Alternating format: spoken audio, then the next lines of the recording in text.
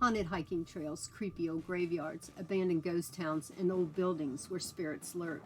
Come and explore some of these most haunted places where people just like you and me come face to face with ghosts.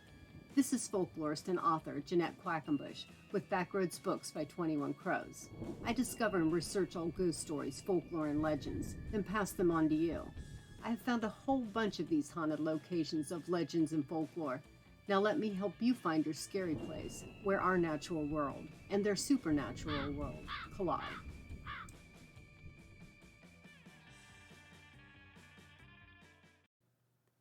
Traditional Christmas in Victorian England was held around the fire at night, telling the most horrifyingly morbid of ghost stories.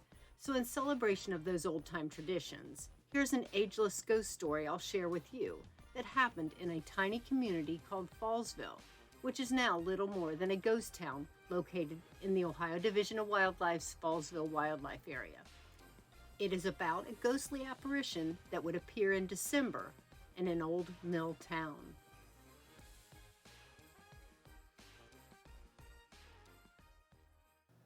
One chilly Christmas Eve in the 1880s, two middle-aged sisters living alone in an aging mill and farming community in an isolated pocket of Highland County, Ohio, heard a rap upon the door. Few people remained in the tiny town that once surrounded their home. They questioned who would dare to brave the weather and visit on a wintry Christmas Eve. The two arose to part the curtains and peered out the window into the snowy night. Something shadowy moved back and forth, floating along the raggedy road that was Main Street in front of their home. At first, they thought it was nothing more than the limbs of the huge trees near their front gate whipping about in the brisk wind. But strangely, as it drifted closer, they could see it left no shadow. Then the clouds that had been sporadically sweeping through parted, and beneath the bright moon, and at the end of their walkway, an Indian in full dress stood. Intrigued and with wide eyes, they watched his mouth moving as if trying to make conversation. His fingers were weaving in sign language, but unable to hear his words nor understand the sign language, they did not know what he wanted from them. Then before the two could decide to open the door or not, he vanished. This mysterious apparition came each Christmas after that. Their story would travel around the broader community, along with rumors of witchcraft and ghosts. Many knew the women well. The two sisters were the daughters of Simon and Elizabeth Clouser, who bought and settled on a couple of parcels of land along the waterfalls of Clear Creek many years earlier.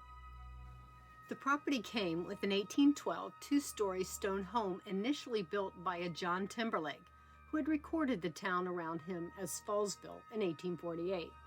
Its industry was a grist mill built by the waterfall with Simon's hands. There was a church, a cemetery, and 5 small blocks of streets with about 8 homes across the rolling water. Hoping to gain status as the county seat, the town hardly grew above 6 families, one of them Simon's own with 3 children, Susanna, Charlotte, and Louis. Although Louis would eventually move away to New York and the elderly parents would pass away, the 2 Clouser sisters lived out their days quietly in the home and were among the last citizens of the community.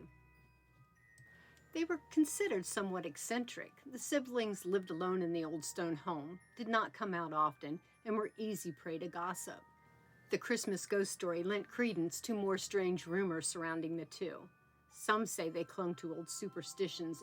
The sisters approached strangers and threw salt at their feet as they walked away to protect the town from evil.